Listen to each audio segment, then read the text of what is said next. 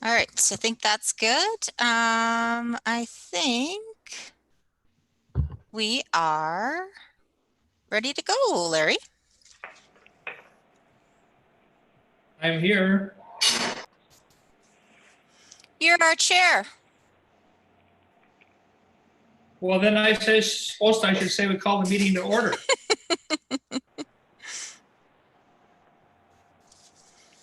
You know, I watched Dave do it so good and I just get hypnotized.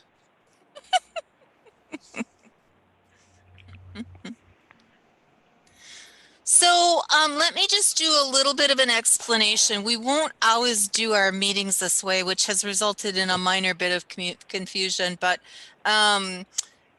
I wanted to have an opportunity for you to hear in light of COVID and in light of a recent change of our nutrition program coordinator position. I wanted to, and in light of the fact that we have a number of new members, wanted an opportunity to give you a chance to hear about the nutrition program, which made sense then that we involve both the Nutrition Advisory Council, which is a relatively new group, and the existing ADRC Advisory Committee. So I scheduled these meetings, invited everyone to the meeting, but the ADRC Advisory Committee group doesn't need to start until or is agended for 1:15. So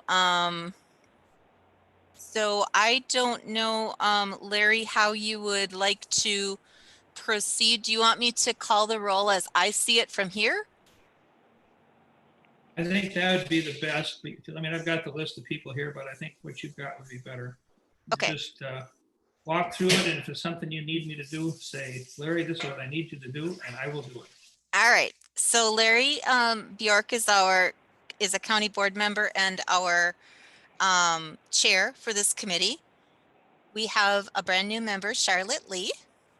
You want to wave at us, Charlotte? Oh, okay. There she is. She's a brand new member.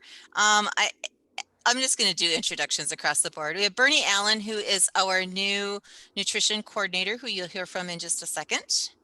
Hello. Then Gary Steen, who is also a county board member. Dave Bartlett, county board chair. Maria Bukowski, who is a nutrition advisory council and an ADRC. Are you? No. Yes, also ADRC advisory committee member. Suzanne Gaines, who is a ADRC advisory committee member, and Carol Kadinger, who's joining us on the phone, who is a nutrition council member.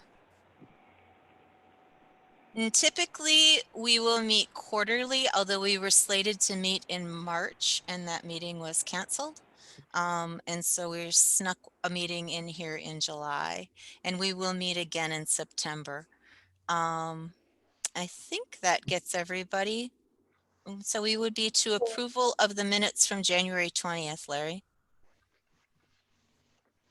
Well, we have a motion then to approve the meetings for the January 20th meeting. Is that correct? I so move, and Chris, you missed Jan there. Oh, she just popped up. Jan Pesa, who's also an ADRC advisory committee member. All right, so we have a motion from Gary Steen. There's a second then? I second it. Was that you, Jan? Okay, we got a motion and a second. All in favor signify by saying aye. Aye. Aye.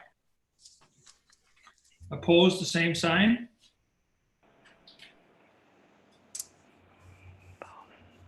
Motion passed.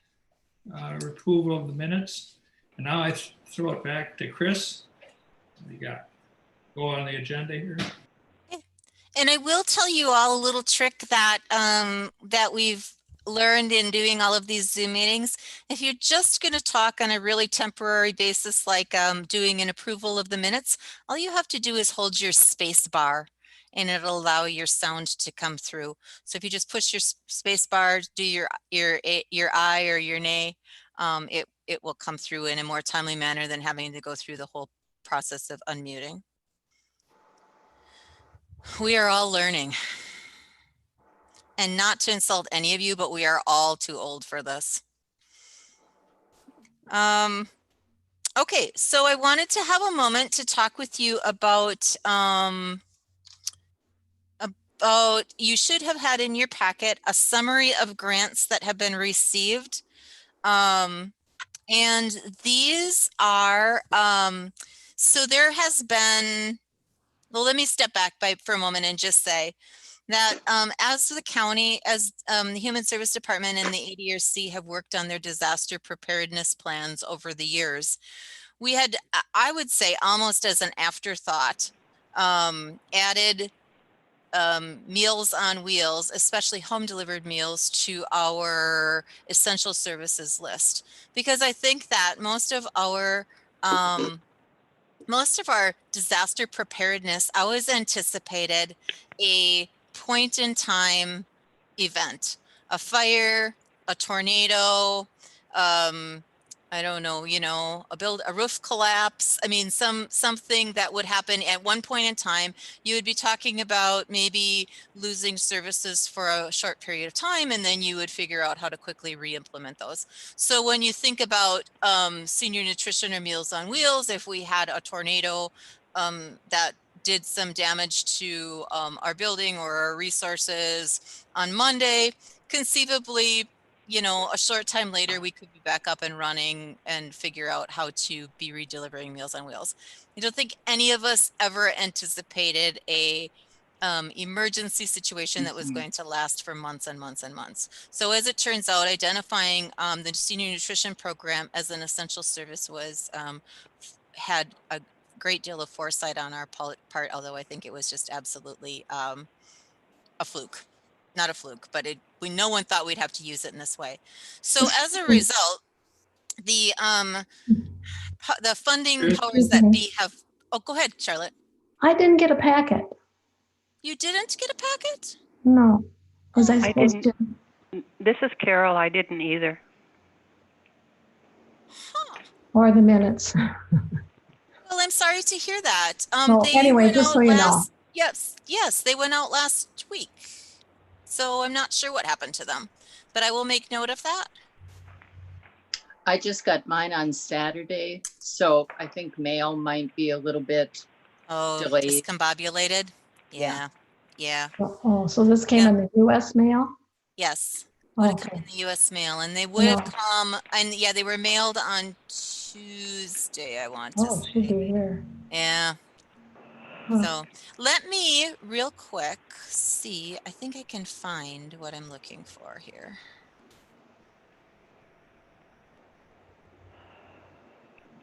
Give me 2 seconds and I will share it with you.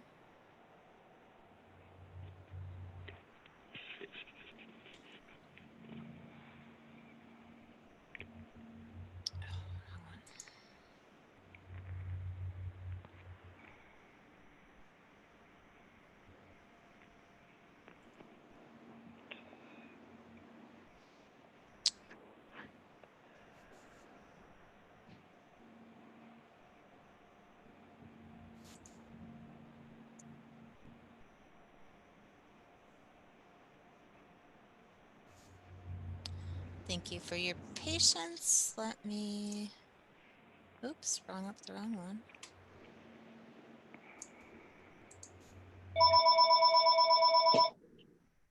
Call from 12WI.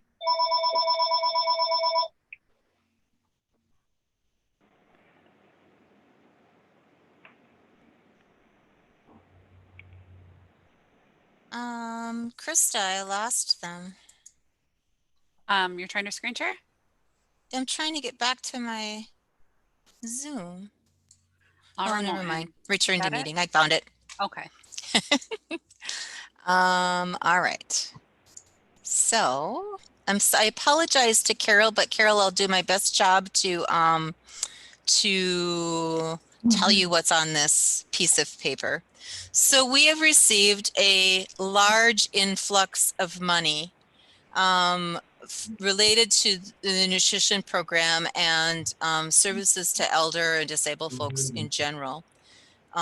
You can see my screen now where it has summary of grants. Yeah. Yep. Okay. All right. So one of the first opportunities that came forward for us was from the National Meals on Wheels program, and they offered up grant money to kind of for whatever we needed with regard to COVID response. So we had asked them initially for $8,000 to pay for early on. We had an opportunity to buy shelf-stable foods for like weekends and times when we might not be able to, for whatever reason, deliver Meals on Wheels. We wanted to be prepared in case there was an opportunity or a time where we were not able to deliver home delivered meals. So we were able to buy shelf-stable, nice bags of product from Feed My People Food Bank. And they cost us, I want to say they were $4 a bag. Bernie probably knows that for sure, but I think they were $4 a bag. So we have purchased those on 2 occasions. We also purchased when we weren't really sure what exactly was going to how we would necessarily be able to staff the program if someone were to become ill. We also purchased a number of frozen meals through Marketplace Foods with that grant money. And so that was their first offering. And then if you see way down on the bottom of the page, they offered up then another opportunity for additional funding. And so we have requested an additional $38,000 from them for the same kinds of programming. If you'd excuse me just a second, we had a slight error with Sarah. So I need Sarah Kennedy for the next meeting. So I need to tell her I'll come out and let her in a minute. Hello? Yep, I'll be out in 2 seconds. Hello? It is. I will be out. It is. Are you there?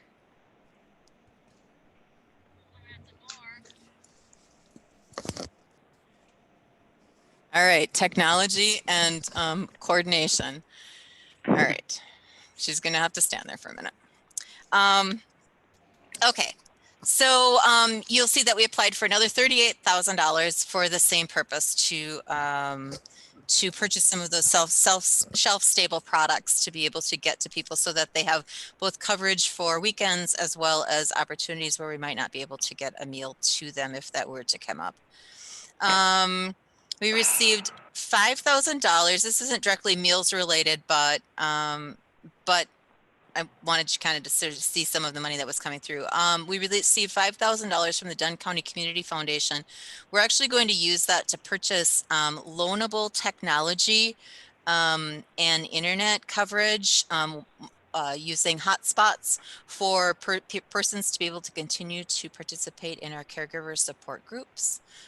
We have, on average, we probably have 70 people in a month that participate in a caregiver support group, and we have been starting to do those remotely. And you'll hear a little bit more about that in the ADRC Advisory Committee meeting. And then the next several pots of money were all additional federal money that floated through to the states for the senior nutrition program. So there was first $25,000, then $26,000, then $52,000, and then an additional $25,000, and I'll get to the $11,000 one in just a second. But that all have come through anticipating that we'll have additional expenses related to home delivered meals. And so we are honestly, at this point in time, we've seen, and Bernie will talk a little bit about this, we've seen an uptick in meal usage, but probably not sufficient and not significant enough to utilize all of this money. And so what will happen is that in the end, it will end up probably backing out some of the county costs that we have in this program, which is a good thing. But we, we won't know that for a little bit yet as we use it. And then the last pot of money, sorry, I'm trying to do 3 things at once and let Sarah know I'll be there. Be there shortly.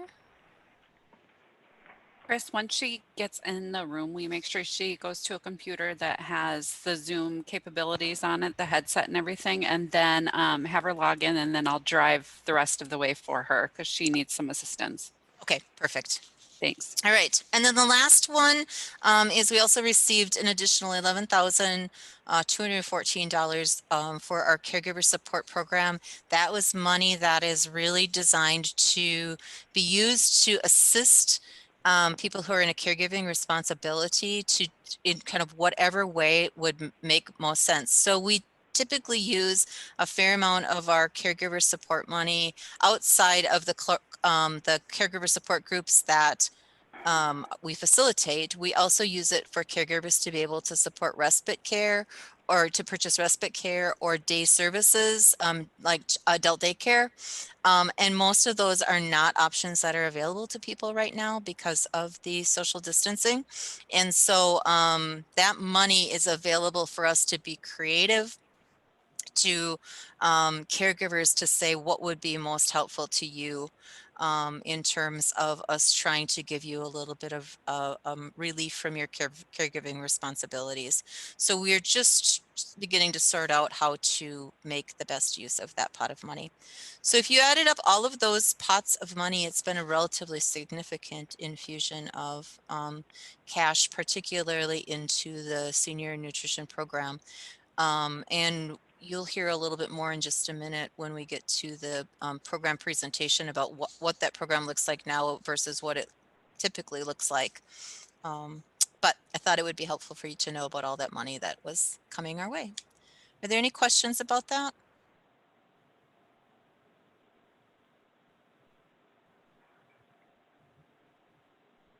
I was on the meeting on Friday. Oh, go ahead, Larry. The only question I had was, as far as using the money that's available to us, it seems like it falls into 2 categories, one for the caregivers and then the other for the recipients. Do you have to use both, or am I reading that right, that there's 2 categories? Yeah, there's most of the money on that sheet happens to fall into either for the caregiver supports or for the Meals on Wheels or senior nutrition program. And yeah, you have to use them each in the area that they're designated for. But yes, you are correct that there's kind of those 2 groups. Okay, thank you. All right. I was in a meeting on Friday or earlier last week with a training group that said every time that you ask a question, you should slowly count to 10 when you're online because it takes that long for people to be able to unmute and get their question out. So I will ask one more time if there's anybody who has a question.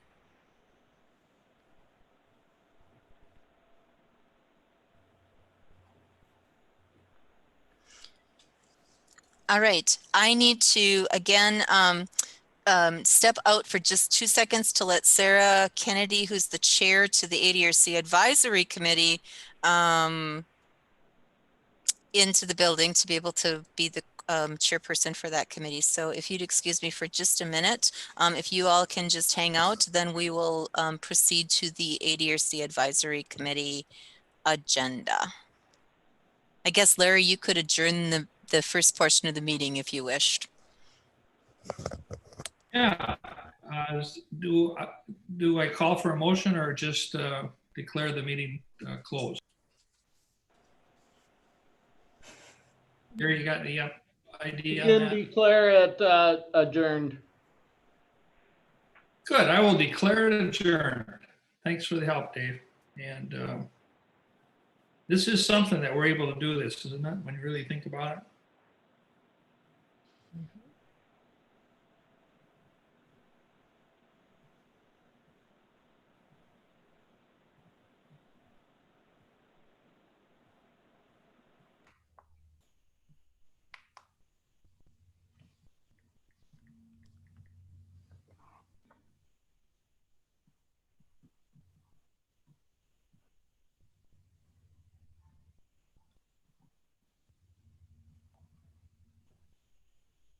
I don't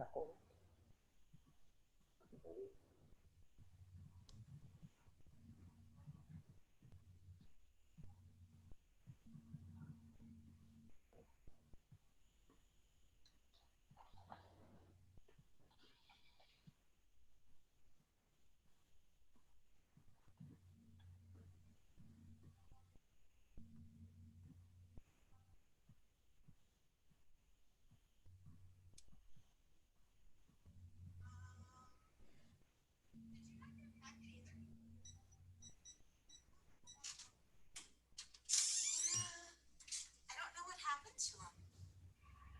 You're the third person who didn't receive one. All right, we have to put you on a workstation that has a headset.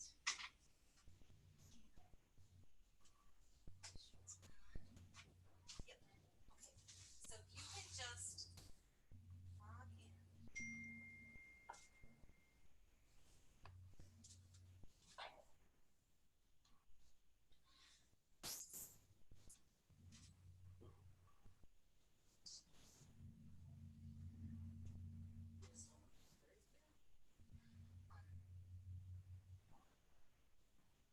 Yeah, he's on.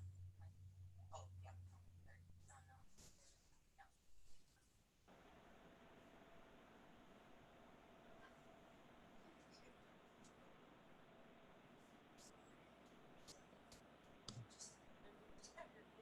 Hey, Dave, do you got a copy? I got a question on these grants.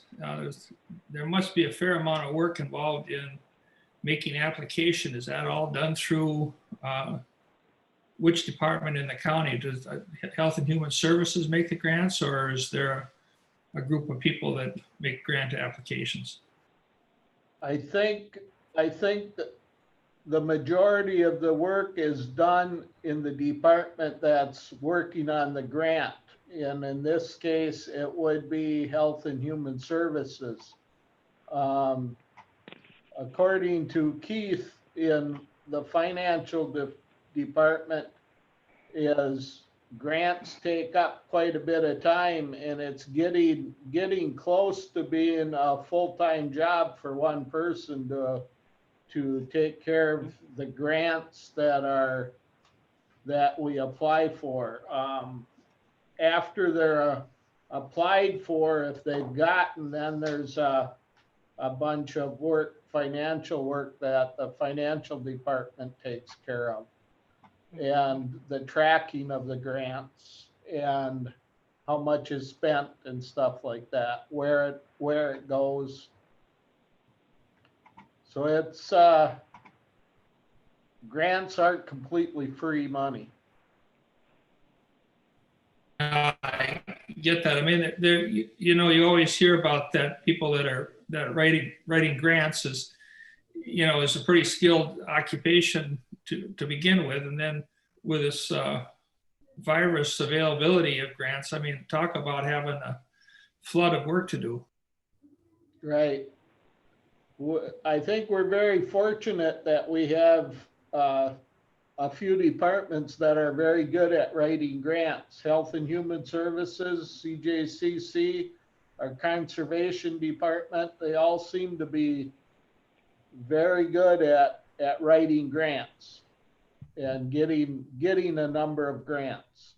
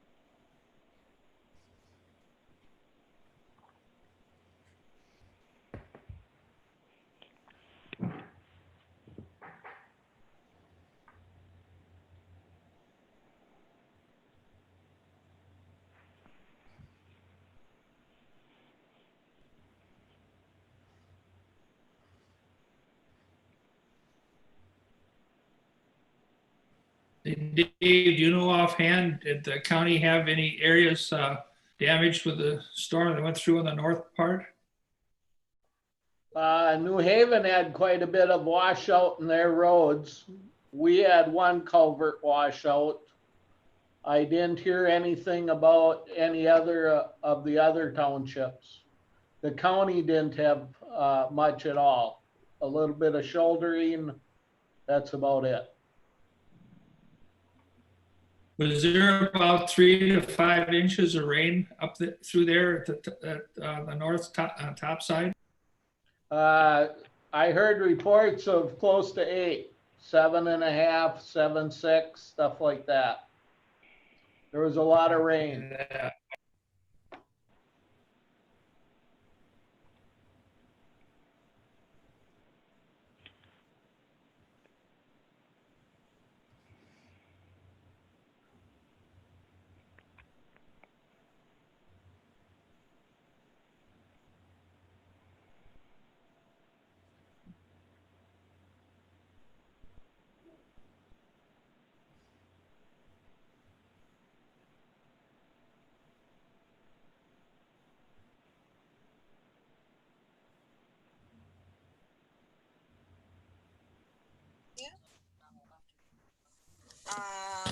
So this goes around to your right side. So it goes around.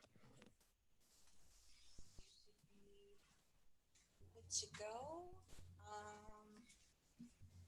Let me give you my agenda.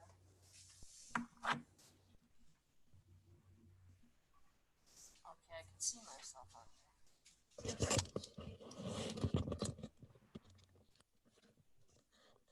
All right, well, you're gonna have to tell me what these agenda items are. So it has to go this way? Do I have this Yep, right? you got it good? Yep. Okay. All right.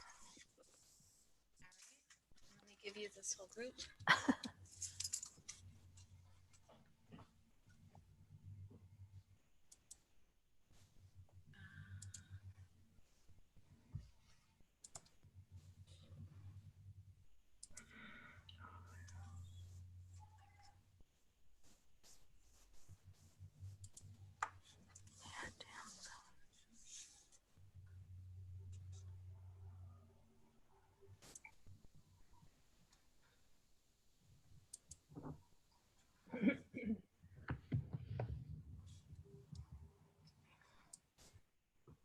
Well, I can get David.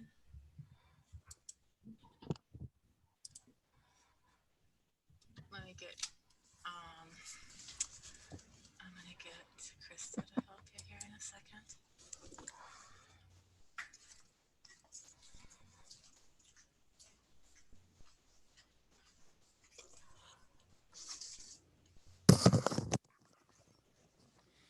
Hey, Krista, can you remote in on train 5? She's in as me.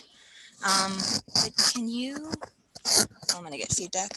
Can you remote in and help her to share, or so she can see the participants? Sure.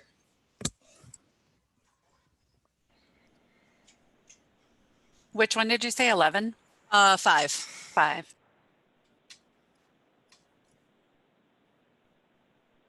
Okay. All right, let's see here. So, Sarah, do you want to say something? Can we hear you? Hi, I'm here. All right. Do you hear me?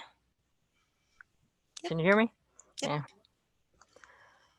Okay, so you can take control of your own meeting here. You have the agenda in front of you.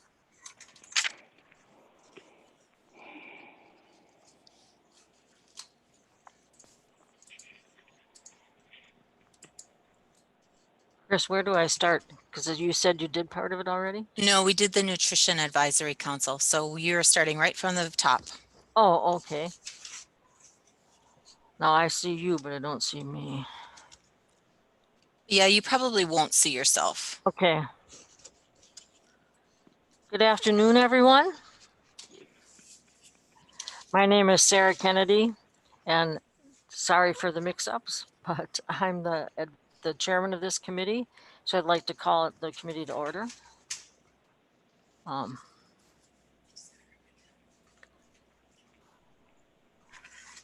you see everybody? No, not, well, it depends. I see Dave, the top. Krista. Yep. Yeah, that's all? Yep. Okay.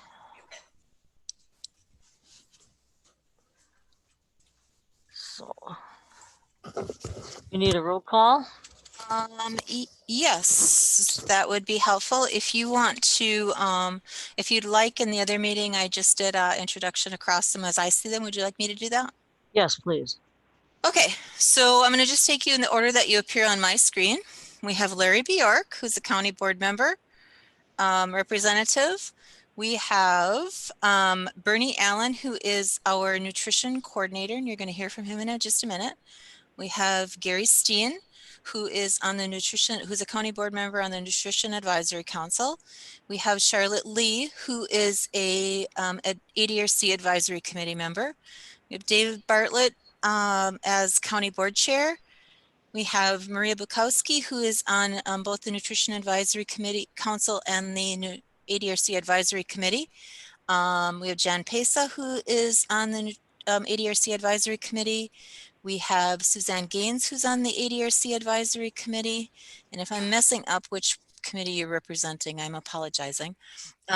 We have Margie Steinecker, who is on the ADRC Advisory Committee, Sarah Kennedy as the chair, and then we have Carol Katinger on the phone, who's at a bit of a disadvantage because she didn't receive her packet, and she, but Carol, we're going to have to, we'll do our best. Maybe you and I can connect when we're done, and I can send you the documents by electronically so that at least you have them.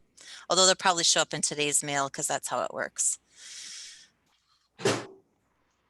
I think that's everybody, Sarah. Okay. So has everybody had a chance to review the minutes from January 20th meeting?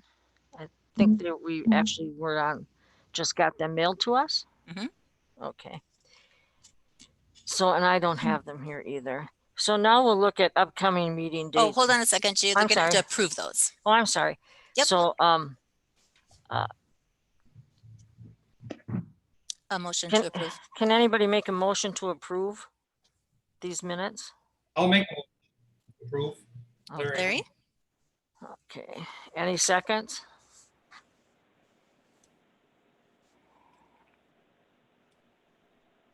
All in, Well, then I'll we need a second second. 'em. We've got a second from David. okay. Hi, David. All in favor? Say yes. Aye. Aye. Anyone opposed?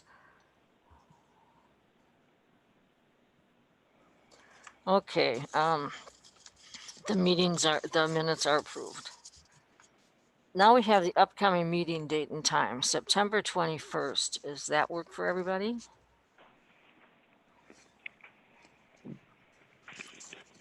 Again, that will be a joint meeting as well, but it's more likely for that meeting that we won't have a shared portion of the agenda. So we'll do an a Nutrition Advisory Council meeting at 1 and an ADRC Advisory Committee meeting at 1:30 on that day. Does that work for everyone?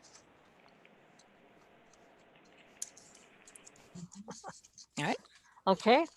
Okay, so now we'll move on to the ADRC Advisory Committee. We're joining with the Nutrition Advisory Council. I need a staff report from the ADRC.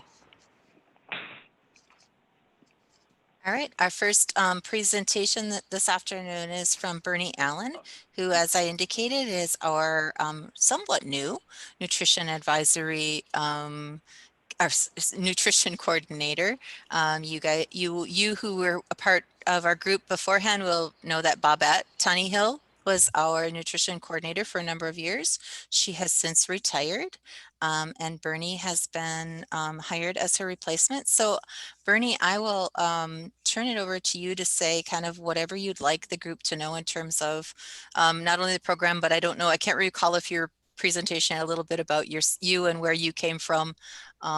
So quite a few people on this call or on this video meeting are brand new to our group. And so they're kind of getting tossed in the midst of a pandemic to understanding sort of what they're even doing here. So I don't mean to say as elementary as you can be, but as foundational as you can be for them would be helpful. Okay, thanks, Chris. So the presentation I put together is kind of an overview of the program as it is currently. It doesn't include anything about myself in particular.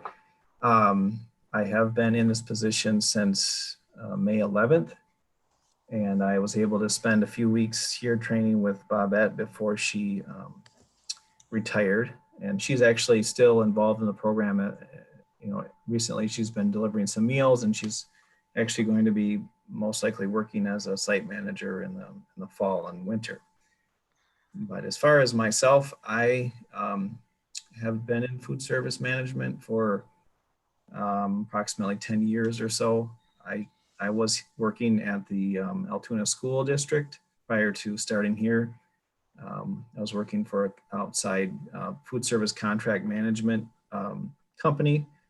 And so I manage the food service at the school district, and that's where I reside in Altoona. That's where we live.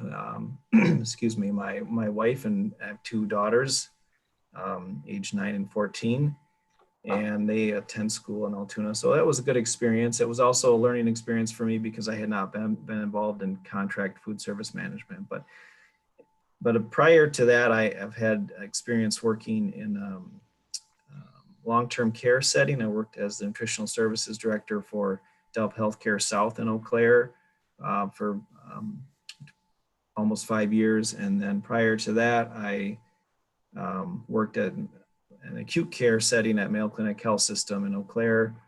And I've done some training at Stout. And going back even further, I used to teach elementary school in Black River Falls, Wisconsin. But I am originally from Grand Rapids, Michigan. That's where I grew up and went to school. So it's a little bit about me. And then I'm going to go ahead and share my screen here. So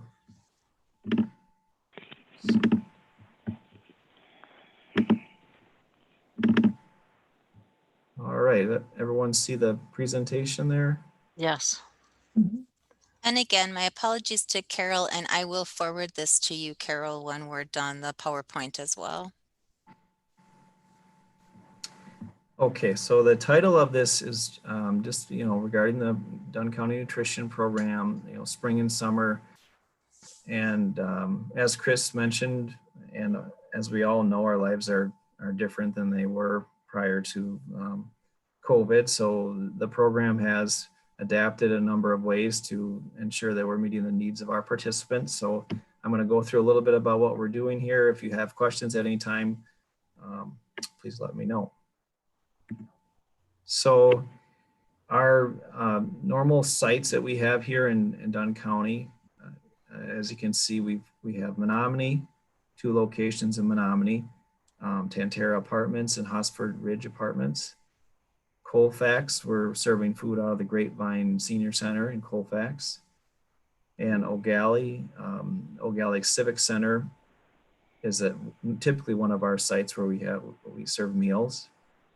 Knapp, Wisconsin, and that currently isn't open, but normally that was being served out of Boo's Bar and Grill. Ridgeland, Wisconsin is Dairyland Cafe. And then the last one on the list there is Sand Creek at the Sand Creek Cafe. And I'll talk a little bit about each of those sites briefly. So Menominee is, basically our busiest area. We're serving individuals out of in the Menominee area. Hosford Ridge is an apartment complex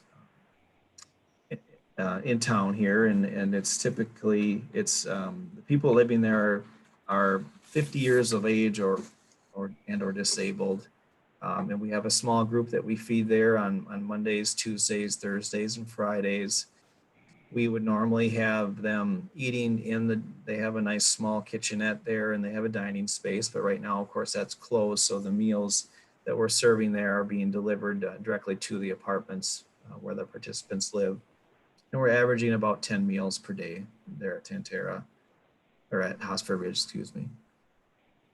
And right underneath that, you see Tantera Apartments, which is north of us here.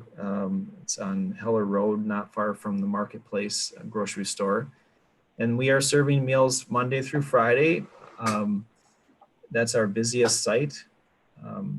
We average approximately 100 meals per day, and it can vary quite a bit. Sometimes it's less than 100, but other times it's significantly over, just depending on, I think, a number of factors. But certainly that's our busiest site that we're serving out of. Okay, and then so you see on the screen on the left-hand side, the large brick building. If you're not familiar with that, that's Hosford Ridge. It's on 10th Street east of Menominee. And just below that picture of the complex is Mary. She is our site manager there, and you can see she's prepping some food.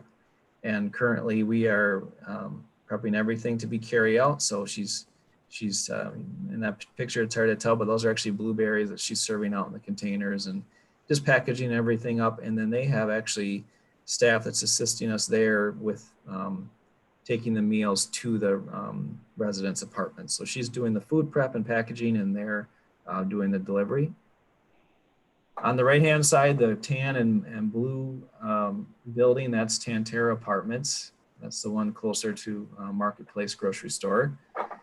And we have a nice dining room there that they would normally use also for congregate. However, that's currently closed. What we are doing is, again, preparing meals that are going to be home delivered. So Meals on Wheels is prepped and delivered out of Tantera Apartments. And we do also have carry out. So those individuals that would normally participate in the congregate meals for the senior dining, we have a setup that they are able to come and pick up their meals. And basically what we're doing is setting out a cart near the door. We're setting the meal on the cart and the participants taking the meal. So we're able to provide those meals and still keep a safe distance. And it's hard to tell. So like this picture was taken when they were working, obviously, and we are using masks. But the gal on the left there, her name's Carolyn, and she's our site manager. And then the gentleman in the blue shirt, his name is Bob, and he is a volunteer, and he helps out quite a bit there. And then I actually can't, I gotta move this around, but that's Amy is Bob's daughter, and she helps out some days too when she's not busy with her current internship. So as you can see, they're prepping up some food to go out for delivery. And then looking closer at Colfax, so we're serving the meals in Colfax Monday through Thursday. And since they're not open on Fridays, we do offer an option where participants can receive one hot meal on Thursday and also a frozen meal that they can utilize either on Friday or during the weekend. We are, again, they would normally have a congregate meal service there. They do have a really nice kitchen and a nice dining area for activities and for meals, but currently we are offering home delivered meals, so Meals on Wheels, and carry out meals to individuals who are able to get out and pick those up. And as you see there, we're averaging around 26 meals per day out of Colfax, the Grapevine. And here are some of our individuals that work in Colfax. So the gentleman on the left-hand side, his name is Mike. He actually delivers the meals there from the neighbors of Dunn County where our food is prepared and shipped out in bulk. And then he's helping package things up for delivery. And then he does a rural route, delivers a rural route in the northern part of the county. And then Loretta in the center there, she is the site manager. And again, she's prepping out some, that's actually like a Jell-O dessert that's being cupped up for for delivery. And then lastly, this is another volunteer who I actually haven't met yet, but he is getting one of the grain components, basically a slice of bread and butter that goes with that meal, and getting it ready to send out. And then O'Galley. So O'Galley was typically open for congregate meal dining. 2 days a week is usually what they were running. And Sharon there, and she wearing the mask, obviously, she's typically the site manager there.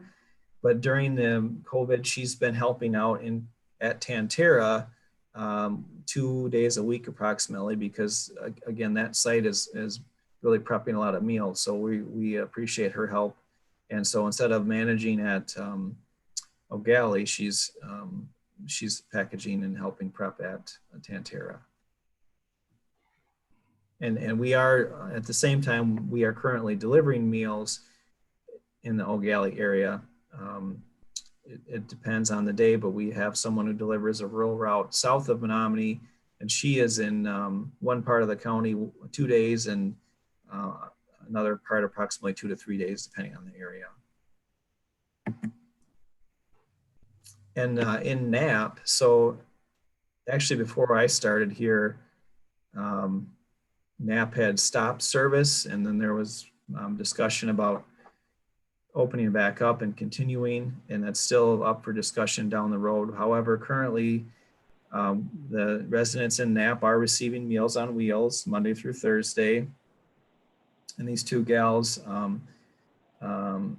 are delivering a route there, and it's a pretty tight-knit community. It's a small area, and they're able to they're usually, I don't have the number here, but usually it's about 14 or 15 meals approximately per day, and they're we drive the meals out there, we meet them, and they are able to accomplish that route there for our residents in Knapp.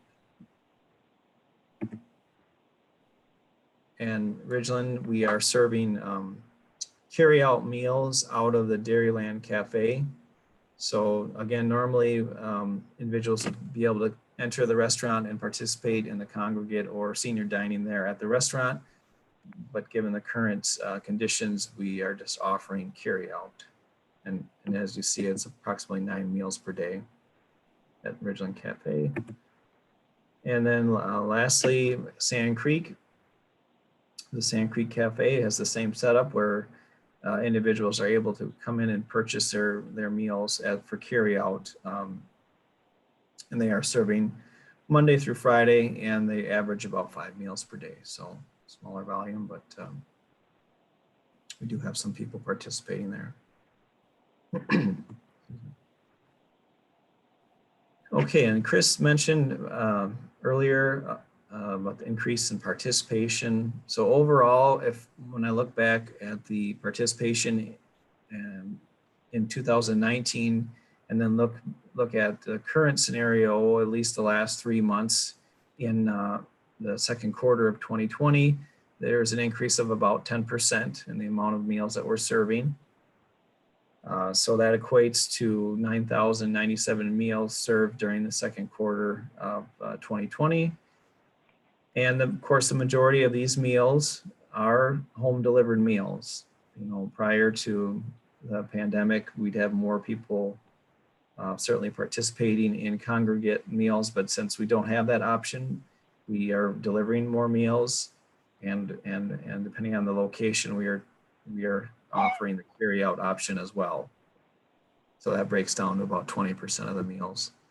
And this photograph is Diane. She is one of our has been a site manager and is somewhat of a sub now. You can see the piece of equipment she's using is it's called an Oliver machine. So we purchase the products that you're able to package and seal the meals on site, and then we keep them hot and ship them out hot, of course.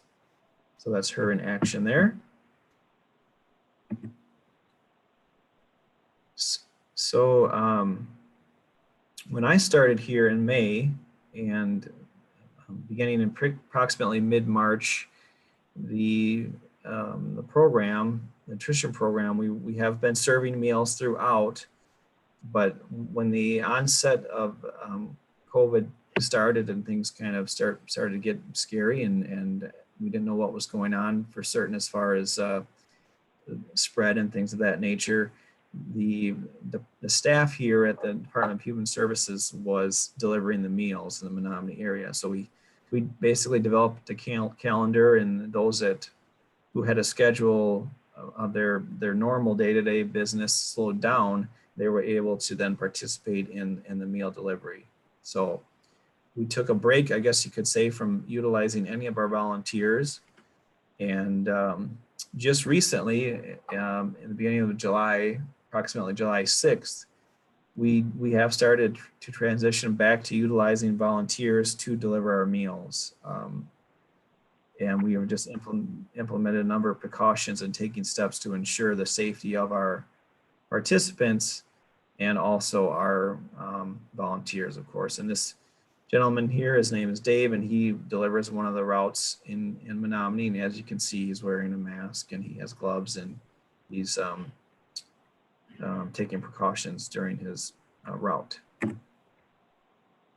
So some of those precautions are basically the same things we're hearing every day from the news and from other businesses that are open and serving the public. So we are using face masks.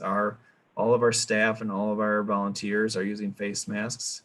And for food prep, they always use gloves, but they're using gloves, and some of our delivery drivers are using gloves as well. And we also have all the vehicles are stocked with hand sanitizer. So, for example, we drop off a meal for one of our participants.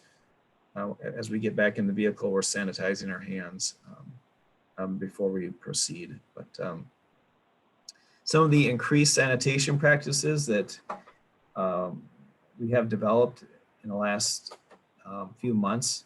Of course, working in the food service industry, we're always paying close attention to sanitation and cleanliness. However, now I would say we've stepped it up a notch. All the equipment, all the bags and the coolers, instead of just being washed daily, they're actually sanitized daily and then set out to dry for reuse the next day. But we're taking extra steps to make sure that they are sanitized daily. Excuse me, Bernie? Sorry. Yes.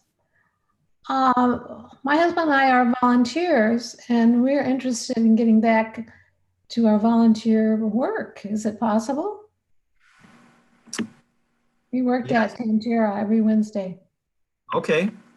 Yeah, I'm not sure. Yeah, so we can definitely do that. I will say that when we started back with the volunteers, Carolyn Clevin, who's the site manager at Tantera during the summer, she pretty much took the lead on reaching out to participants, given the fact that I had at that point hadn't really met anyone. But I will pass along your name, because I know she is looking, and we have days where there's more challenges. But you were delivering every Wednesday in the past? No, we were packing meals. Oh, packing meals. Okay, I gotcha. All right. And yeah, we can definitely reach out to you. My husband and I, yeah, we've done it for years. Okay. Well, I apologize. I like I said, I didn't make any of those phone calls personally regarding getting that set back up. And it may be she hadn't reached out to you because we have Sharon there to help out too. But I would have to check with her. Well, and I know Bob lives there. He does, yes. Andy.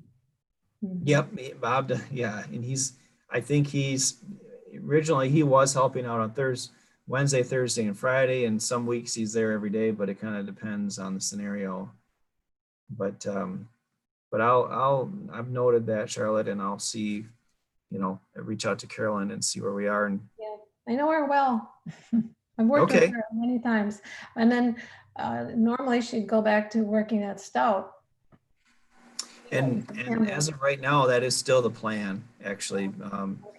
Even though there's things up in the air with the college, they are anticipating feeding students, and it sounds like she will be going back sometime in August or September. I bet she will. Yeah. So, and that's actually Bobette might take her role which would be great. So yeah, I'd like to So- work with Bobette again. yeah, and she at this point, knock on wood, she has agreed to do that. So Okay. I'll just add that Carolyn called me because I had given my name to Bobette, and Bobette passed it along. So we've had a conversation. They are looking for volunteers for driving. They're mostly interested right now in getting volunteers for the south route, and then I was going to go on a ride along with Bobette. So Okay. that can just be passed on to anybody, I guess, that yes, she will be going back to Stout, you know, if that happens, and they are looking for volunteers. yes, Good. yes. And we just, as I mentioned, July was just kind of getting back into the flow, figuring out who's kind of available. We know there's certain volunteers that can work some days and not others, or a volunteer, I should say, some days, not others. So yeah, there's kind of just getting that mix and that flow and seeing who's available for what, basically. All right, and then I'll just, the last thing on this slide was the practicing social distancing. So even though we are wearing masks, we're still trying to create space between ourselves and our participants. So we have asked them to have something available, whether it's a small table or a cart or something outside. So when we deliver the meal, we can, let them know we're there, but at the same time, maybe set the meal down and then they pick it up, and just again, trying to reduce any risk. So we are working hard to do that. So, excuse me, Bernie, are you a Stout graduate? No, I went to Stout for a while. I actually graduated from Michigan State University. Okay. Yeah, but I did some training at Stout. At one point in my life, I was training to be a dietitian, but some other life things got in the way, and that's how I ended up kind of in the nutrition / food service world. Okay. Yeah. Yeah. But yeah. So I was familiar somewhat with Menominee just based on spending some time at Stout. But, Sure. yeah. Okay. And as far as our office, we are, most of the building is not currently accessible. However, we still are here. I'm here, and there's some other individuals here daily. We are open by appointment. One of the programs that's been ongoing is providing insure to individuals who need it at a reduced cost, and we are still doing that. It's just a little different. People are placing orders over the phone, and we're setting up times for pickup out in front. And then we make the transaction out in the front, and that way the individuals don't have to enter the building at all. The farmers market, seniors farmers market voucher, I know that's been ongoing for a number of years, and we have continued that this year. So participants who qualify for the vouchers, basically it's coupons that they can spend at the farmers market, and it's $25 in coupons. And so we are continuing that program. And again, that's happened over the phone, sending out forms to be signed and then mailing the vouchers directly to the participant's home. And some of the policies and changes, as you've seen, if you've been out anywhere, we are utilizing plexiglass and increased sanitation and just limiting basically the access to the facility. But that is Denise there, who's at the front desk at our office, and she is surrounded by plexiglass and got hand sanitizer available. So kind of the world we live in now, but we are set up well, I believe. Okay, so we went over grant funding, so I won't spend much time on that, but certainly we've received a number of different grants that have helped the program as we have been continuing to feed people. We've had increased food costs, and some of the costs associated with employee wages have gone up, and again, we're receiving help from other departments and other staff. So the wages are different than they normally would be.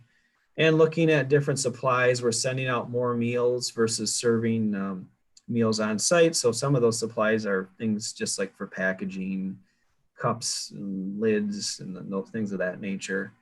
So the big ones that affect the nutrition program are listed there: the Meals on Wheels, the Families First Coronavirus Response Act, and then the CARES Act funds. And then there's one that's outstanding still, another Meals on Wheels grant that we have not heard back on yet, as far as I'm aware of. So, but those are the funds that we're utilizing to run the program and to purchase items that we need. Okay. Any questions at all for me on that information?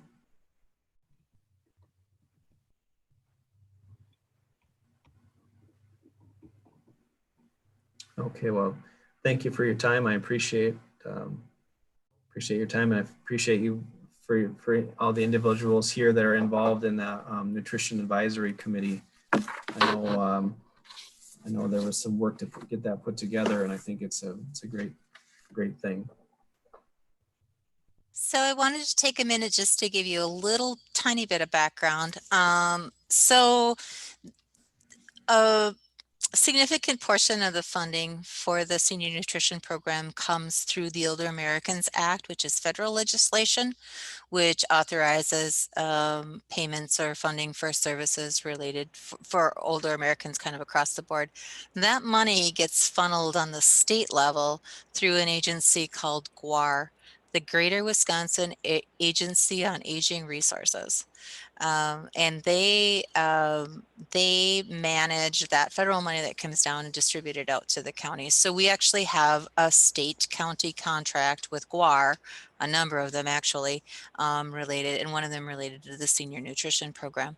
So GWAR sets up requirements for, as do all of our funders, but sends up requirements for how programs are to be operated when we are receiving their funding. And one of those requirements was that we have a nutrition advisory council separate from our Aging and Disability Resource Center advisory committee.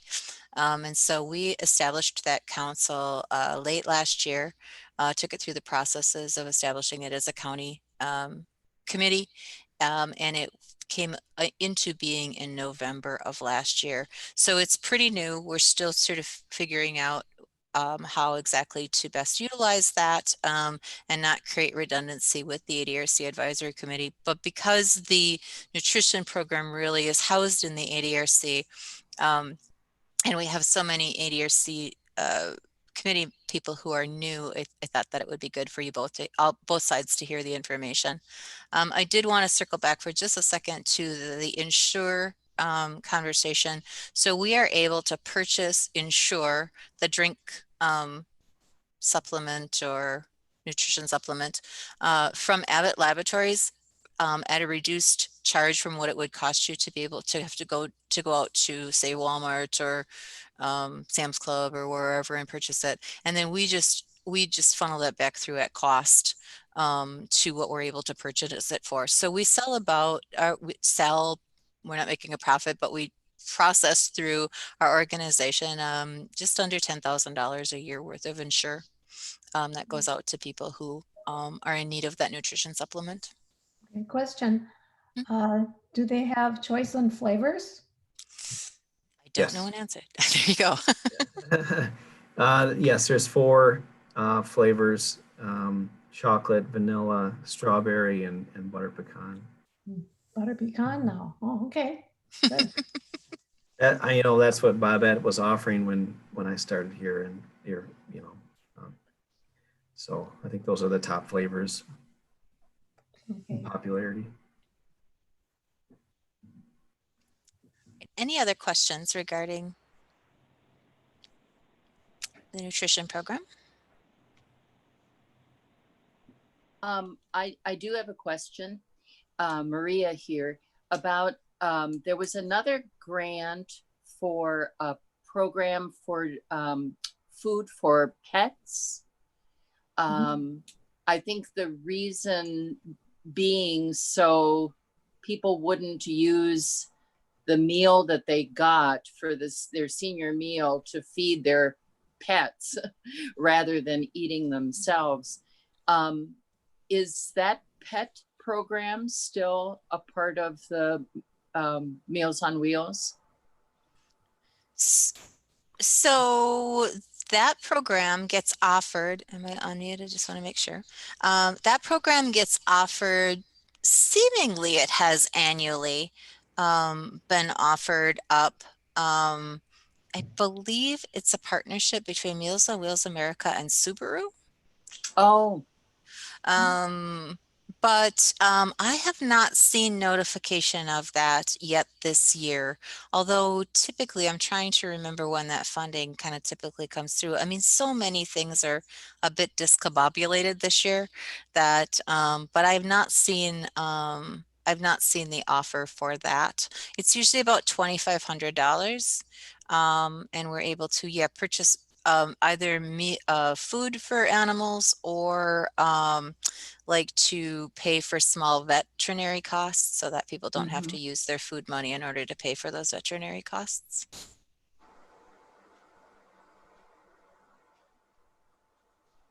Any other questions? All right, with that, Sarah, I think you have to unmute yourself. I did. Okay, you're good.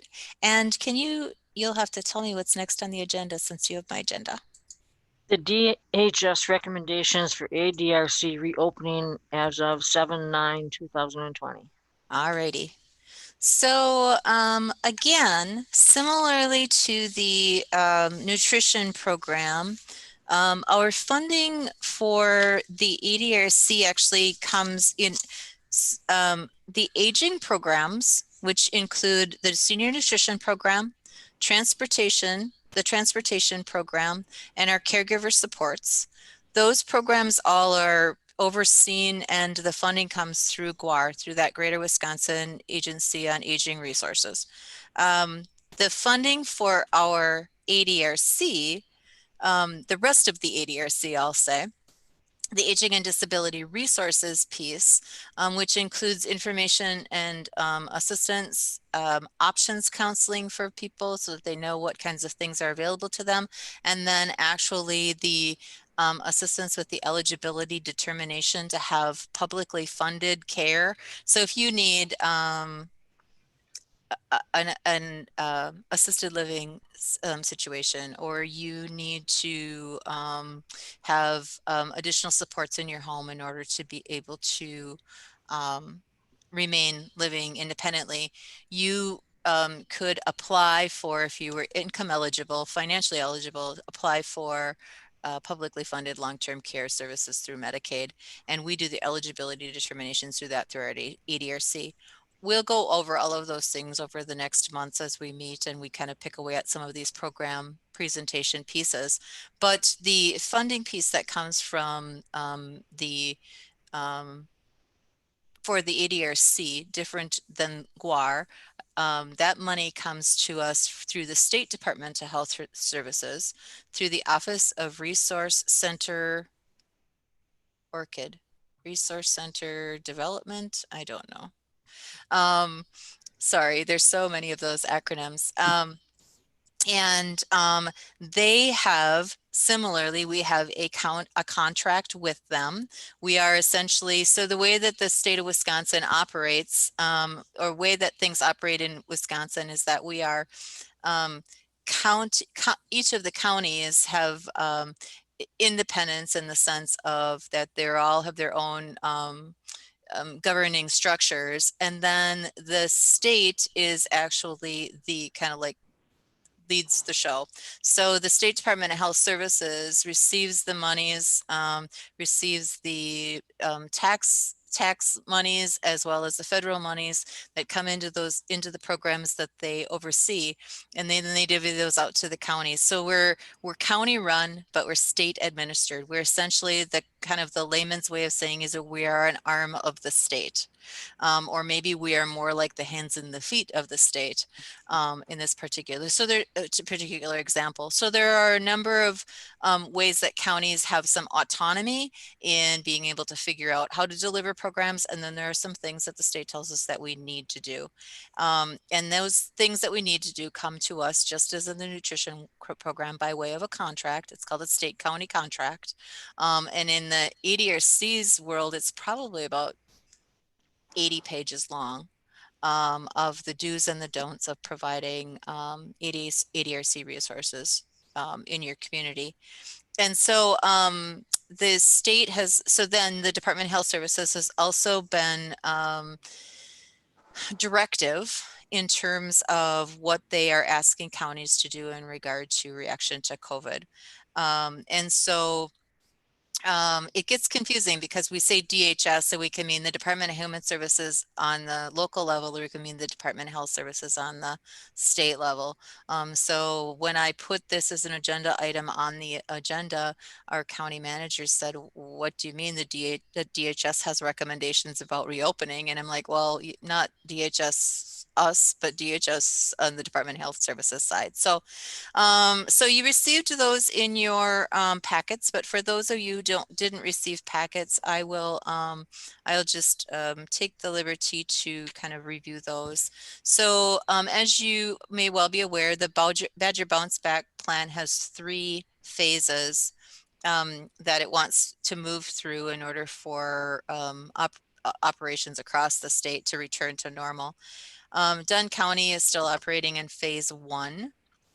And so these are the following things that the state DHS is asking of the local ADRCs: that there be no face-to-face visits at this time. And that's largely driven by the fact that when you're talking about serving an elder or disabled population, have already layered in a layer of vulnerability to people's health that needs to have additional protections.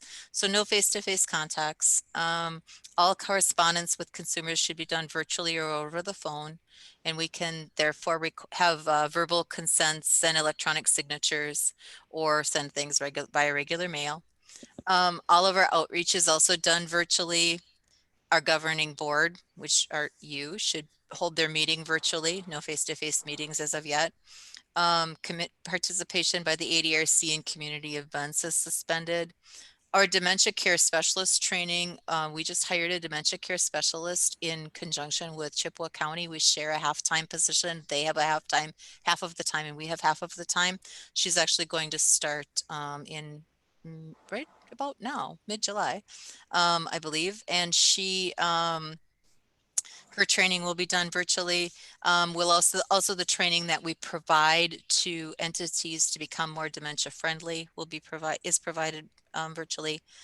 Volunteer recruitment is suspended, meaning we're not actively seeking. In fact, we suspended the volunteers for the driver program until we could know that we had the pieces in place in order to put them back into place safely.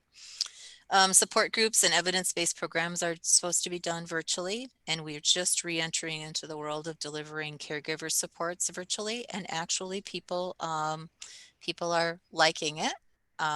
Maybe they would prefer to meet in person, but they are finding that there's a way to have some of their need met by being able to meet via Zoom meetings as well. The congregate meal sites are closed. There are still some pickup and carry out.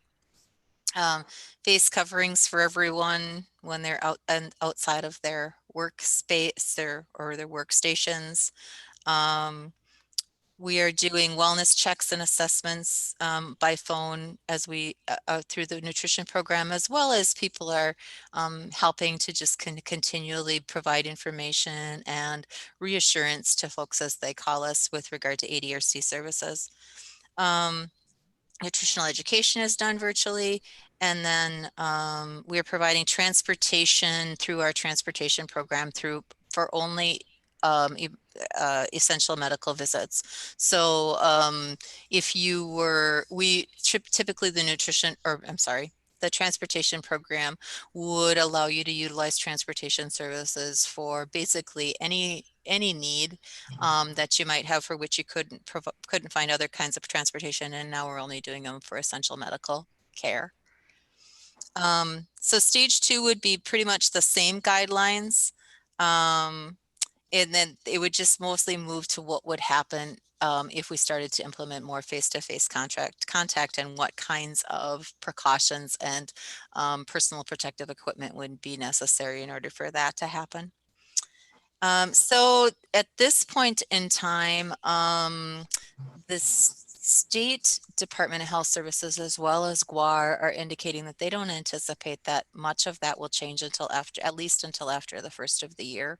So we will probably continue to provide services in the manner in which we are providing them from now through the foreseeable future and maybe well into, or at least into 2021.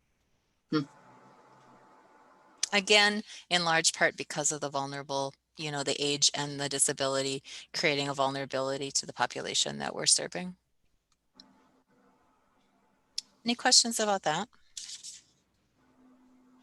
Chris, this is Jan. Do you have a name for the new dementia specialist? I'm sure she has a name. I just thought if I would see it somewhere, I'd recognize that she's the one that had been. I got nothing, sorry. It's so hard now when you don't meet people in person and you don't even have a name or a face or, oh yeah, I got nothing. Her name is Carla. I can't think of her last name right now, but Oh, good. See, Bernie I used to knows. work with her. Yeah, so Carla, I should, yeah, she's actually an OT. She's an occupational therapist, actually. So, yeah. Chris, I got a question. Yeah.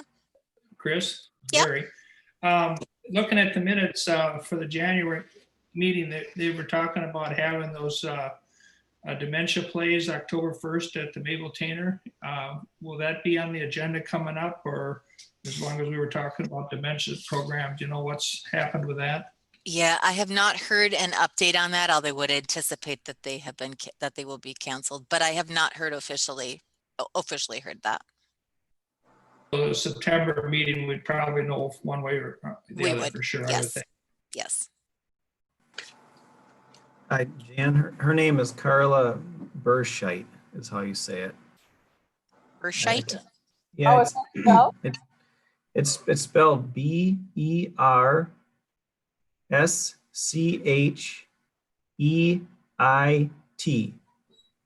Okay. Thank you.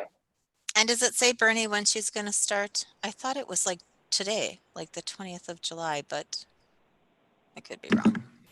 She is, I'm pretty sure it was the 20th. So, well, actually it says Carla's start date is July 27th. So a week from today. Yeah, next Monday. Yeah. And she actually will be a Chippewa County employee.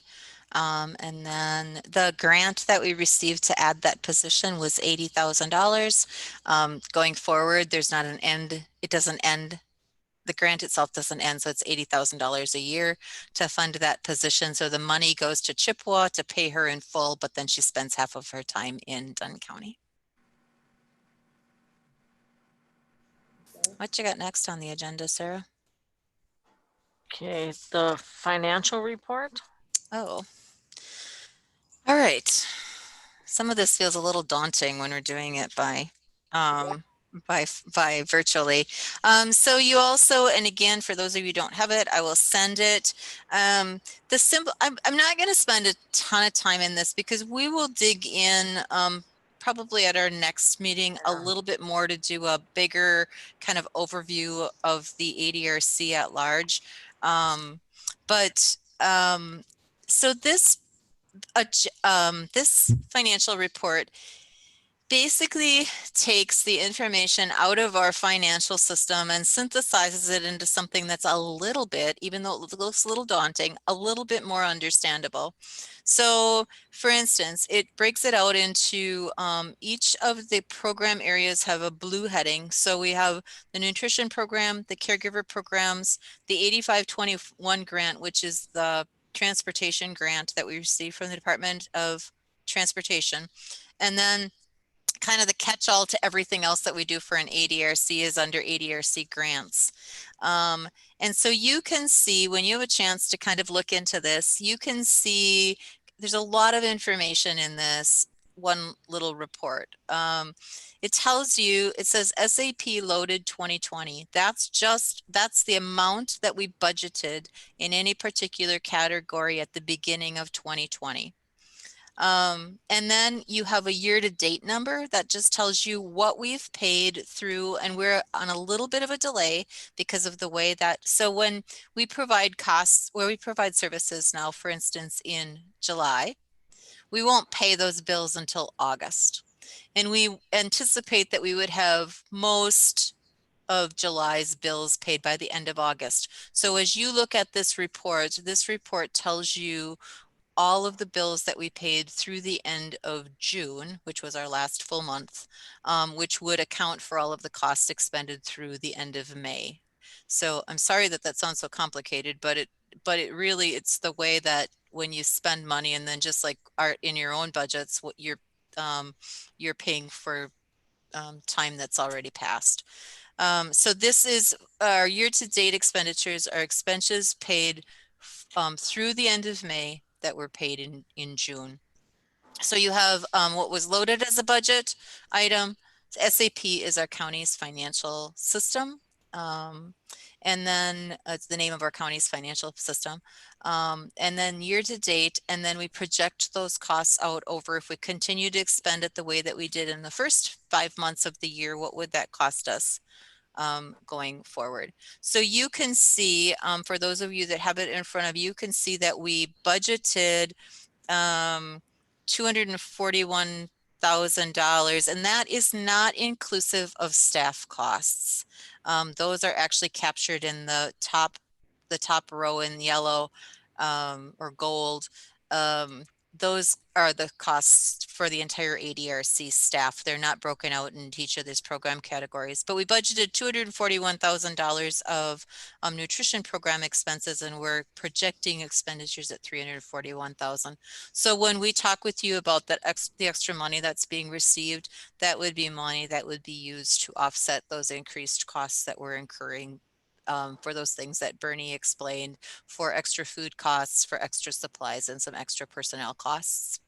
We were able to claim all of our costs as we redeployed staff from some of their existing, we had staff who early on, when we weren't doing any in-person work at any portion of our agency, we had staff who didn't have enough work to do. And so we redeployed them to the nutrition program because we were able to claim their salary, their wages against that program. So that's what some of that increased cost is.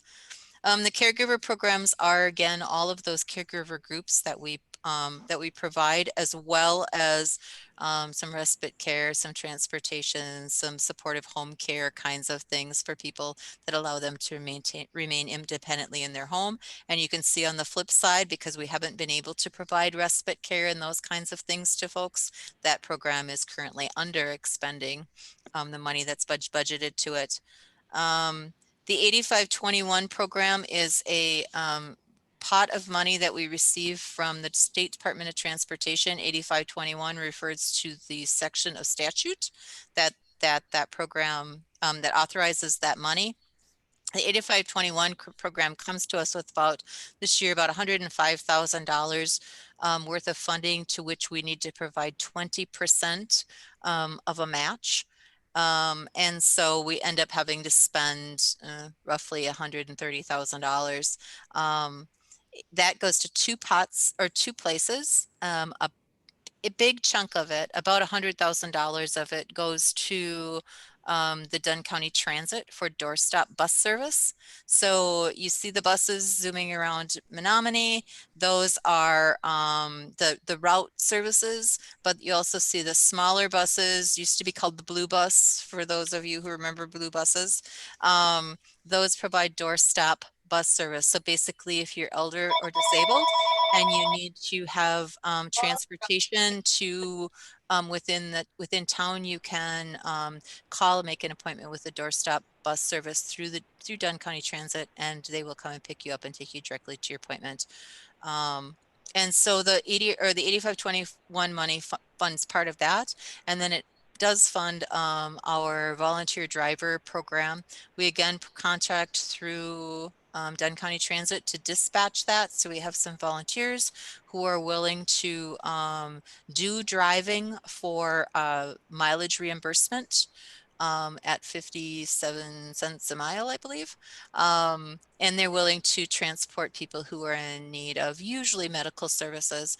In agreement for that, people who receive that service, we ask them to reimburse us for half of the cost. Now you can appreciate that when you're paying 57 cents a mile, the cost can add up quickly. Even a trip to Eau Claire is, can be whatever, close to $50 in cost. So it's not an inexpensive means of transportation, but where it probably comes in most used is people who are, for instance, trying to put together either like dialysis or radiation or cancer treatments, who need to drive on a daily basis or be driven on a daily basis. And maybe I, as a relative, I'm able to provide a day or two a week of transportation, and maybe a neighbor's willing to pick up a day, and maybe someone from my church is willing to pick up a day, and then we use a volunteer driver for the 5th day, or those kinds of circumstances. So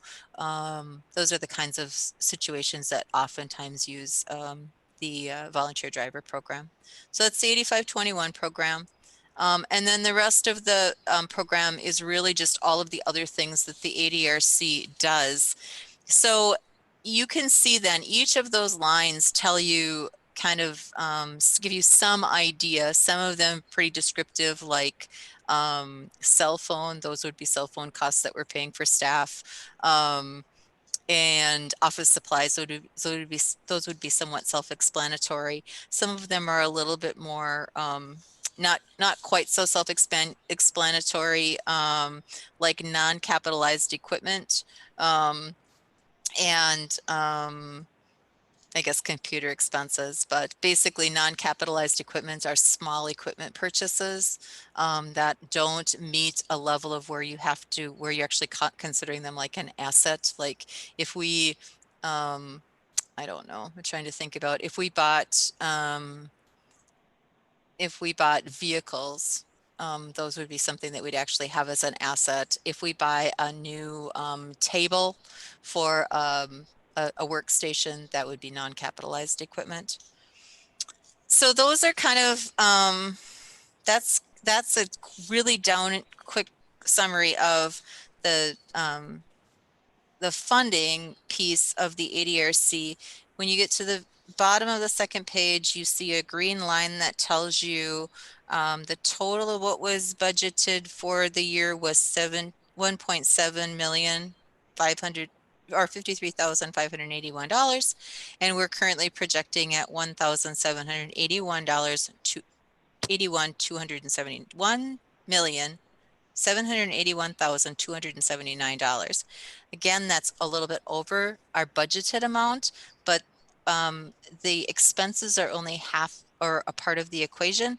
The other part of the equation is the next section, which are where does the money come from?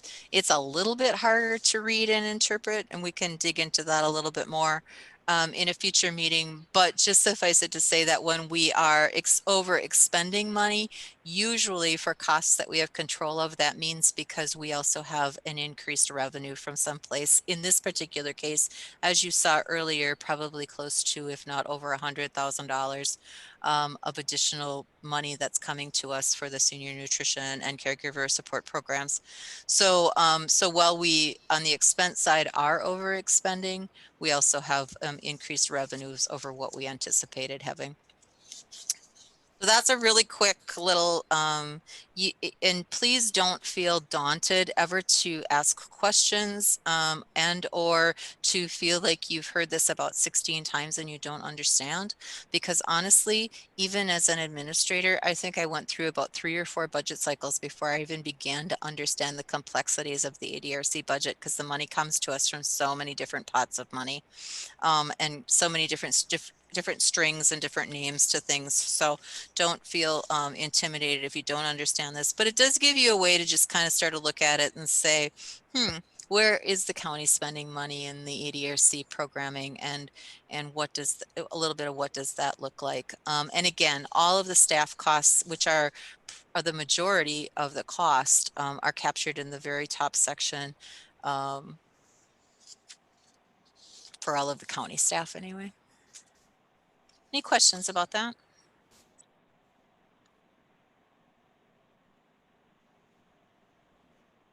I will tell you a humorous story. I've told it before, but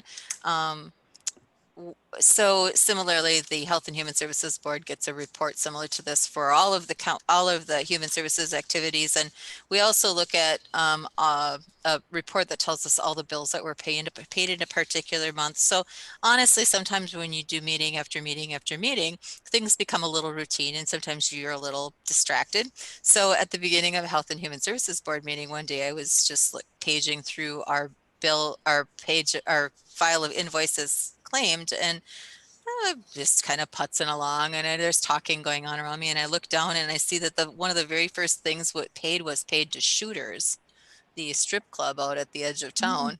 And I was like, oh, roll, I better pay attention to that. Wonder what that was. But it was actually a restitution payment for a youth who had made a payment for some damage that they had caused to that facility. So it had a legitimate cause, but it does cause you to pause when you see that you've spent money at Shooters. Sarah, what have you got next? Additional committee member needed, and you Oh. have a notation too, I believe. Yes, I do. So these next 2 items go not hand in hand, but they're both requests to kind of pick your brain about what might be some options. We are in need of 2 additional aging and disability ADRC advisory committee members for the committee. We had Liz Lavaro, who those of you who've been on the committee for some time will remember. She retired from UW Stout and moved away within the last month or so. And so Liz's position, and then we actually had someone in line to be appointed to the committee back in April, and they were unable to, due to some health reasons, come on board. So we are in need of 2 members. So there's 2 populations of people that can be representative. Well, there's 3 actually that can be represented on the board. There are always 2 on the ADRC advisory committee. There are always 2 county board members. Those are appointed by the county board chair. Actually, all the positions are appointed by the county board chair, but there are 2 county board members. Then there are 2 other pots of people. One are people who are over the age of 60. So that's a pretty straightforward requirement. So if you know someone who might be interested in serving in this committee that meets every other month throughout the year on Monday afternoons, the 3rd Monday of the month, then we need 1 other. So they could either be over the age of 60 or older, or they are either a recipient of or a family member of someone who receives aging or disability services, disability services, I should be more specific. So if you know, so for instance, up until the last round, we had member who had 2 adult sons who received disability services through one of the managed care organizations. So if you, but it could be a someone who had a disability themselves as well, if they were able to serve. So if you are aware of anyone who might be interested, if you would be in contact with either me or with Lonnie Dodge, the ADRC manager, who is actually on vacation this week, otherwise she would be with us. If you'd let us know, it's helpful if you sort of chat with that person first to know if they would be interested. And if ultimately, I mean, we can, Lonnie and or I can make contact with them as well and talk it through. Ultimately, we would provide their name, their address, and their contact information to Chair Bartlett for an appointment if he concurred with the recommendation. So if you've got any ideas, we'll gladly take them. People are paid the $50 a day per diem for this meeting, and as well as their mileage costs if they need to travel to come to the meeting. And then similarly, the other need that we have are for volunteer drivers. So when I talked with you about the Dunn County Transit dispatching people who are willing to drive, we have had a number of volunteer drivers over the last few months who were not willing to drive given COVID. Most of the trips are local, either within the community, kind of Dunn County itself, and or often Eau Claire. Occasionally we get requests for people who are requiring transportation to, for instance, Rochester or some other farther medical place. However, volunteer drivers can say, I'm not willing or able, I don't want to do that, or I'm only willing to serve in this capacity. But if you know anyone who would be interested in driving, it's truly an act of the heart, because the reimbursement is the federal IRS mileage reimbursement rate. But if we are down to actually 2 drivers right now for the volunteer driver program because of people that have been unwilling to drive or unable to drive as a result of COVID. So if you know anyone, we'll gladly vet them to see if they would be able and willing to drive for that program. Got anything else over there on your list? It says something about Lynn. Oh. Virtual support groups are working. Oh, yeah. Yeah, I think I kind of mentioned that, but we are have started to do some of those support groups virtually, and people are able to tap into those. And we are looking at being able to provide both the technology as well as the Wi-Fi coverage via hotspots for people who don't have that available to them, who might be able to participate if they had it, that we'd be able to borrow them the technology in order to participate in the caregiver support groups. Any questions? Yes, I have a question. Do you email the agendas ever? We have asked before if we would certainly love to email them to you. Typically people have really wanted to receive them in paper copy, but if you're willing to receive them electronically, we would gladly send them to you that way. Well, that'd be good since I didn't receive it. Yes, yes. I don't know. That's very curious to me, because so you saw a picture of Denise sitting behind the plexiglass, and there's no one more efficient in our entire organization. So I don't know what happened, but I will follow up with her. We'll make sure you know that the next meeting is on September 21st, which is a Monday. Typically what happens is that we're committed to getting the agendas out. They usually go out the Monday before. So they go out in the mail. Sometimes it's Tuesday by the time that they actually hit the mailbox, because if they are finished close to the end of the day and the mail is already gone. But Tuesday at the latest, and even within town, you know, the fact that our mail goes over to the Twin Cities and comes back, usually it's a couple of day turnaround. So I don't know what happened to them. Okay. But there's a number of you. In fact, Sarah, that's why Sarah and I are relying on one agenda, because she did not receive her agenda item. So there's a number of you that didn't they didn't come through for. So I don't know where they went. You know, it might I get to be do have a our question. department, excuse me, because their budget has been cut. our post office. Yeah. They asked for more money for, well, just because there's more work. I But that's sent just on a that. side, I sent my son who lives in Milwaukee a letter a bit back, and it took 9 days. Oh my, Mhm. that's terrible. Yeah. There was another question? It's something that, the same that I was just told that with a group of people that it was taking 5 days for Menominee mail sometimes. Wow. So you might have to move that up. We might have to move that up. Yep, exactly.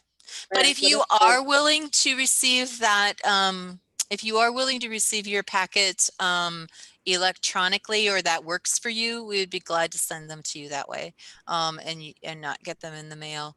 Okay. So just let me know that, and I think that'll will. be fine. That's how Charlotte will take hers that way. All right. Chris or Bernie, I do have a question, Maria here. Referencing back to the Dunn County Nutritional Advisory Council meeting on January 20th, the update on the move of meal packing, there was some discussion of the meals being packed out of the Neighbors of Dunn County built site instead of Tantera. That was put on hold. Is there any further development on that question? Yeah. Bernie, are you still with us? It's okay. Excuse me. Sorry about that. Just, well, I think back then, I'm not certain, Maria, but I believe it came up because there's times where maybe an item is missed and there has to be a delivery of food from the Neighbors of Dunn County to Tantera. Currently, you know, with Neighbors of Dunn County being basically closed and shut down, I don't even think it's actually an option right now to do the packing out there, because we haven't moved forward with any discussion, but basically right now, if they, like, let's say they forgot to include something in the meal that we had ordered, I will meet someone outside and deliver it. You know, it's very, you know, they're being very cautious, obviously. All in all, though, I would say that the staff and the volunteers at Tantera, you know, are happy with the situation, given that kitchen and dining area is not, we're the only ones that are using it right now. So it's kind of like our own space. As a matter of fact, we have keys, we lock it up.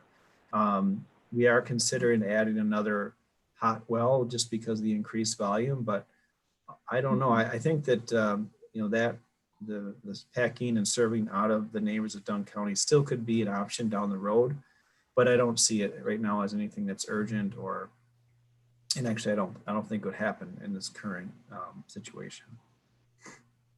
So I would just clarify, when Bernie said they were closed and shut down, not the entire Neighbors, just accessed by the public to their facility. So they're being very, very cautious about who comes in and out, just because, again, of a vulnerable population, potentially vulnerable population being served, and not wanting to. So far, they have gone without any incidents of COVID diagnosis in their facility, which is a wonderful thing.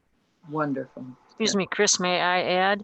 The dietary department at the Neighbors is certainly not shut down.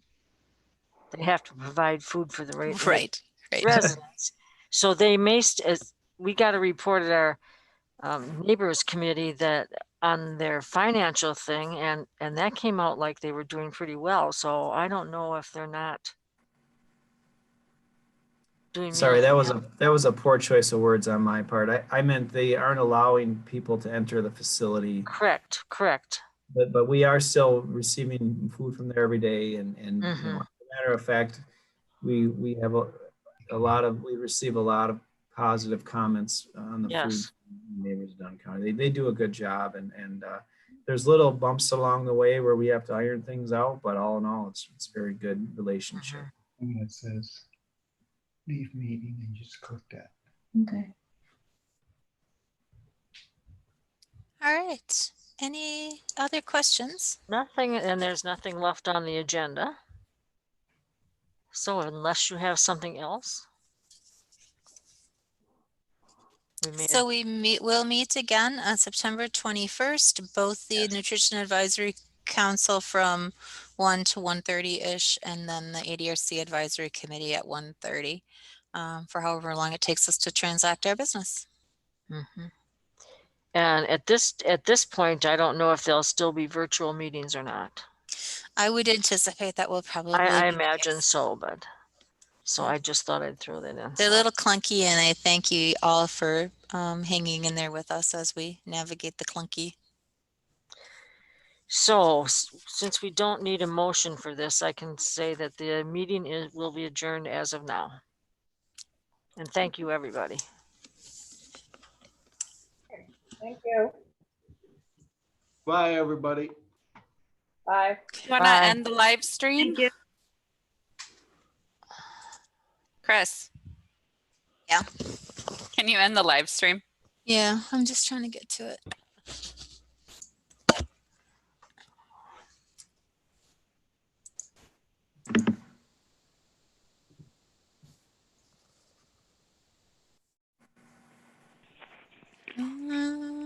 Just click the down arrow next to the top where it says live on YouTube and just end the stream. Where? Well, I just stopped the. That's all right. That works too? It'll end it. Yeah, not a problem. So we're good to go. You can end the meeting for all. Thanks. Thanks. Bye.